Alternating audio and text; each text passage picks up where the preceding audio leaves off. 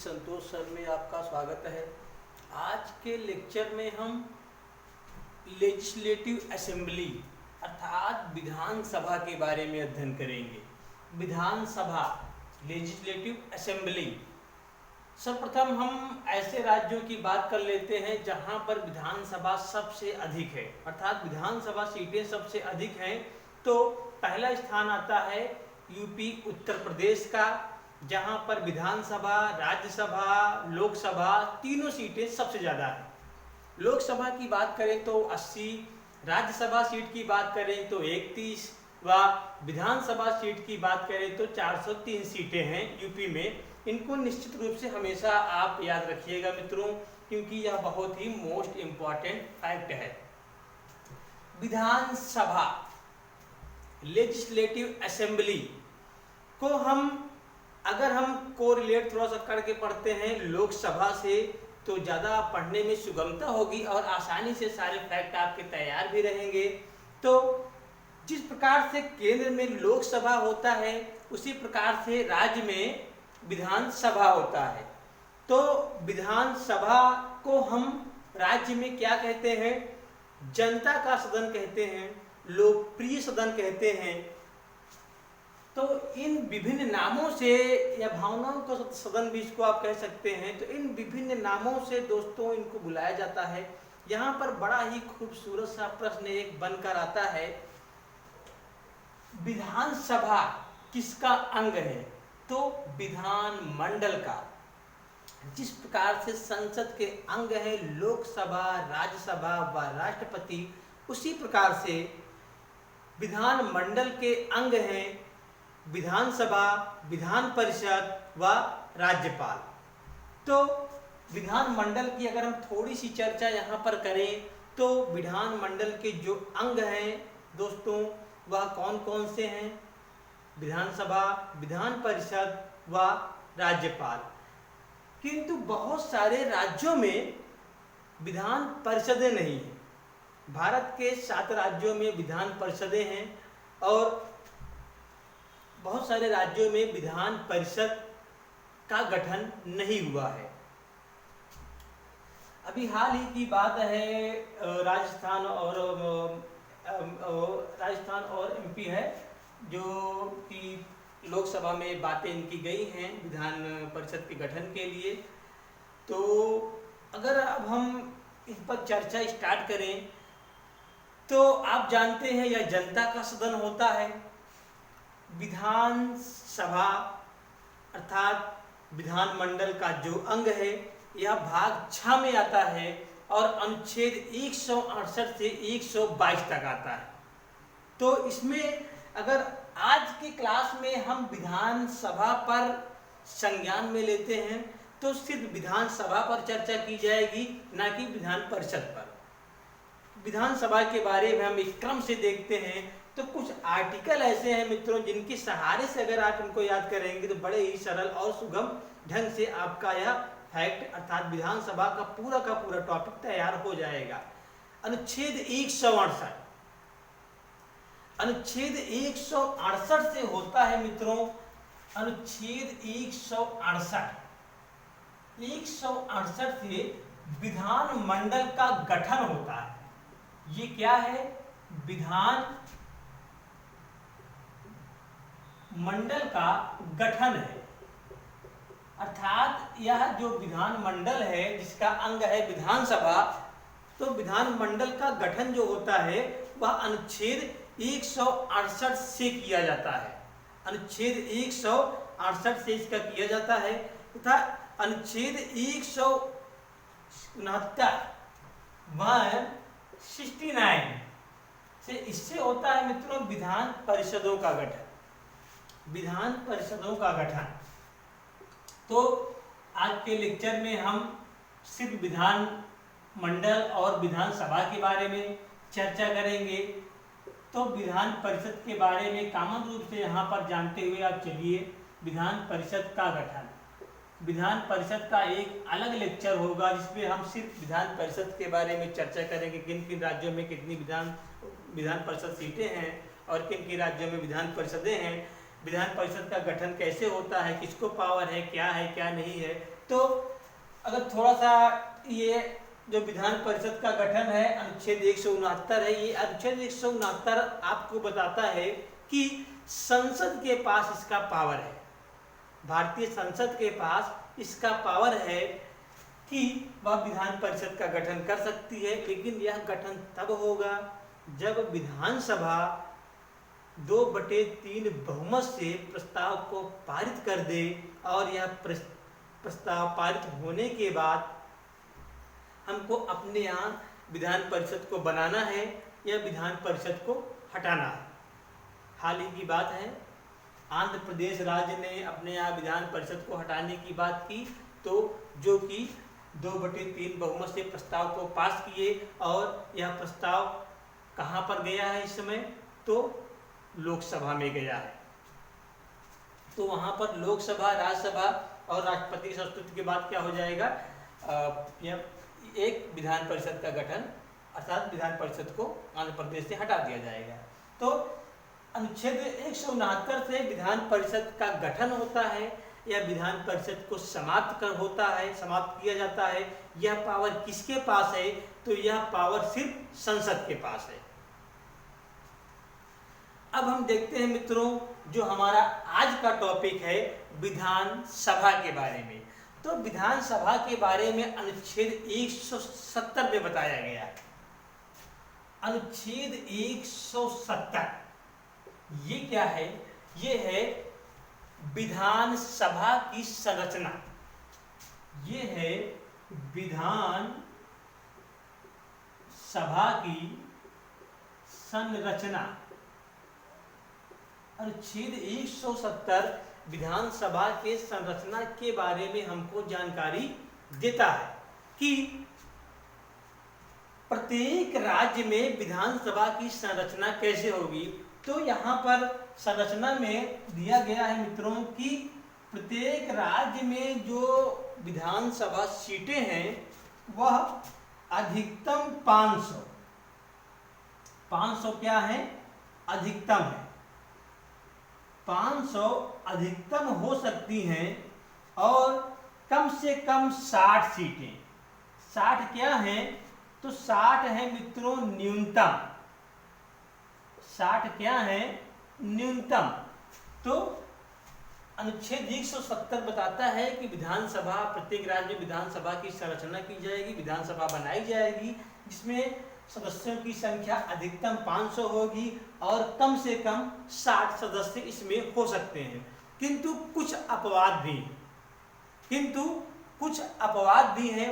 अपवाद के रूप में हम सिक्किम, मिजोरम, गोवा व पुडुचेरी को देख सकते हैं, क्योंकि जो सिक्किम में सीटें हैं विधानसभा की वह 32 हैं, मिजोरम व गोवा में 40 विधानसभा सीटें हैं तथा पुडुचेरी में सबसे कम 30 विधानसभा सीटें हैं। तो यह ऐसे राज्य हैं जो कि अपवाद के रूप में हैं, जो कि क्या है, अपवाद के रूप में है। अब यहाँ पर एक प्रश्न आता है मित्रों कि जो यह विधान सभा है इनमें सदस्यों का कार्यकाल कितने वर्ष होगा। तो सदस्यों का कार्यकाल यहाँ पर 5 वर्षों का होगा तथा यह 5 वर्ष कंप्लीटली पूरी तरह से नहीं कहा जा सकता है, क्योंकि मंत्रिपरिषद की सलाह पर राज्यपाल विधानसभा को भंग भी कर सकता है। राज्यपाल को यह पावर है कि वह अप्रत्यक्ष पावर है, प्रत्यक्ष रूप से पावर किसके पास है, मंत्रिपरिषद के पास पावर है। तो मंत्रिपरिषद यदि सलाह देती है राष्ट्रपति को, तो राष्ट्रपति क्या करेगा, विधानसभा को भंग कर सकता है। तो 172 जो है वह आप ऐसा कह सकते हो कि अनुच्छेद 172 जो है वह क्या है,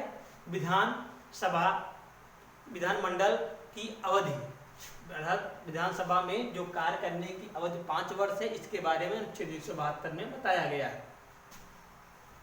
तो यहाँ पर स्वविवेक नहीं है, राज्यपाल का स्वविवेक नहीं है, किंतु मंत्रिपरिषद की सलाह पर वह विधानसभा को विघटित कर सकते हैं यहाँ पर एक अच्छा सा प्रश्न आता है दोस्तों कि अविश्वास प्रस्ताव, अविश्वास प्रस्ताव विपक्ष ला देता है अगर उसको लगता है कि जो मौजूदा सरकार चल रही है उसने अपना विश्वास समाप्त कर दिया है। तो ऐसी स्थिति में अविश्वास प्रस्ताव विधानसभा में पास होने के बाद क्या होगा, राज्यपाल द्वारा इस विधानसभा को विघटित कर दिया जाएगा। तो यहाँ से आपने यह समझा कि कई कंडीशनें होती हैं जिसमें कि विधानसभा का कार्यकाल 5 वर्ष निश्चित नहीं कहा जा सकता है, किंतु यदि कोई ऑप्शन नहीं है 5 वर्ष, 6 वर्ष, 2 वर्ष, 3 वर्ष है तो आप यहाँ पर 5 वर्ष ही लगाएंगे, क्योंकि जब कोई ऑप्शन ना मिलने की अवस्था में 5 वर्ष ही सही होगा। सदस्यता के लिए योग्यता की बात करें मित्रों कि जो विधानसभा के सदस्य होते हैं इनकी योग्यता क्या होती है, तो इसके बारे में जो चर्चा की गई है वह अनुच्छेद 173 में, अनुच्छेद 173 में सदस्यों की योग्यता, सदस्यों की योग्यता के बारे में बताया गया है कि विधानसभा जो सदस्य हैं अर्थात जो विधायक लोग हैं इनकी योग्यता क्या होगी। तो सर्वप्रथम इनकी योग्यता क्या होगी कि इनकी आयु क्या हो, वह 25 वर्ष से कम ना हो, 25 वर्ष से कम ना हो, कम ना हो। नेक्स्ट है वह पागल व दिवालिया ना हो, तथा तीसरा है मित्रों कि संसद द्वारा अर्थात समय समय पर, यहाँ पर राज्य की बात की जाए तो समय समय पर जो संसद द्वारा मानक निर्धारित किया जाएगा उसके अकॉर्डिंग, उसके अनुसार जो भी योग्यता वह निर्धारित करेगी उस योग्यता को भी आपको फुलफिल करना होगा। उस योग्यता को आप फुलफिल करते हैं तो आप विधानसभा सदस्य बनने के योग्य हैं। इसके अलावा एक और प्रावधान है यहाँ पर कि लाभ के पद पर ना हो, कैंडिडेट क्या हो कि लाभ के पद पर ना हो। लाभ का पद का तात्पर्य यहाँ पर ऐसे पदों से है कि गवर्नमेंट सेक्टर में ना हुआ, जो व्यक्ति गवर्नमेंट सेक्टर में कार्य न कर रहा हो। यदि वह किसी प्राइवेट सेक्टर में कार्य कर रहा है तो उसमें 25% से अधिक गवर्नमेंट का योगदान है, भारत सरकार का योगदान जिस कंपनी में 25% से अधिक है उसमें भी कार्य करने वाला व्यक्ति लाभ के पद पर नियुक्त व्यक्ति माना जाएगा। तो ऐसे व्यक्ति जो हैं योग्यता नहीं रखते हैं विधानसभा सदस्य बनने के लिए, तथा जो लाभ के पद पर ना हो वो क्या करते हैं, योग्यता को रखते हैं। एक बड़ा ही खूबसूरत सा प्रश्न यहाँ पर आता है दोस्तों कि जैसे केंद्र में सत्रावसान, विघटन, स्थगन होता है, वैसे सेम राज्यों में भी क्या होता है, सत्र चलता है, सत्रावसान होता है, विघटन होता है और स्थगन होता है। तो यह विघटन, स्थगन और सत्रावसान ऐसी प्रक्रियाओं को राज्यों में कौन संचालित करता है। बड़ा ही खूबसूरत सा प्रश्न यहाँ पर निकल के आता है कि यह किस अनुच्छेद के अंतर्गत है। तो यहाँ पर है मित्रों एक अनुच्छेद है 174। अनुच्छेद 174 बताता है कि जो राज्यों में सत्रावसान, विघटन या स्थगन होगा वह राज्यपाल द्वारा किया जाएगा। राज्यपाल द्वारा स्थगन, विघटन या सत्रावसान किया जाएगा, अनुच्छेद 174 बताता है हमको। अगर पूरे भारत में सबसे अधिक सीटों की बात की जाए, विधानसभा सीटों की बात की जाए, तो निश्चित रूप से हमेशा आप याद रखिएगा कि सबसे अधिक विधानसभा सीटें उत्तर प्रदेश में हैं, 403 सीटें। राज्यसभा सीटें भी सबसे ज़्यादा हैं, लोकसभा सीटें भी सबसे ज़्यादा उत्तर प्रदेश में हैं। वह यदि बात की जाए विधानसभा सीट सबसे ज़्यादा उत्तर प्रदेश में 403 सीटें हैं, तो दूसरा स्थान किस राज्य का है? दूसरा स्थान किस राज्य का है? तो पश्चिम बंगाल में है मित्रों 294 सीटें। 294 सीटें पश्चिम बंगाल राज्य में हैं, जो कि दूसरा स्थान प्राप्त करता है। वह तीसरे स्थान की बात की जाए तो महाराष्ट्र तीसरा स्थान प्राप्त करता है। महाराष्ट्र की जो विधानसभा सीटें हैं वह कितनी हैं? 288। तो निश्चित रूप से इन सब टॉपिकों को आप ध्यान में रखिएगा, क्योंकि यहीं से क्वेश्चन आते हैं, बार बार परीक्षा में पूछे जाते हैं कि किस राज्य में सबसे अधिक विधानसभा सीटें हैं। यूपी में, उत्तर प्रदेश में 403। दूसरा स्थान किस राज्य का है? तो पश्चिम बंगाल 294। तीसरा स्थान महाराष्ट्र 288। इसके अंतर्गत मित्रों जैसे ही लोकसभा में अध्यक्ष और उपाध्यक्ष होते हैं, वैसे राज्यों में भी अध्यक्ष और उपाध्यक्ष होते हैं। तो विधानसभा अध्यक्ष होता है, विधानसभा उपाध्यक्ष होता है। विधानसभा अध्यक्ष को चुना जाता है विधानसभा सदस्यों द्वारा अपने समूह में, अर्थात जो 403 विधानसभा सदस्य हैं उनमें से ही एक कैंडिडेट क्या होता है? विधानसभा अध्यक्ष नामित किया जाता है, तथा एक विधानसभा उपाध्यक्ष होता है। अब यहाँ पर बड़ा ही खूबसूरत सा प्रश्न आता है कि अध्यक्ष अपना इस्तीफा त्यागपत्र किसे देंगे? तो उपाध्यक्ष को देंगे, या उपाध्यक्ष अपना त्यागपत्र किसे देंगे? तो अध्यक्ष के देंगे।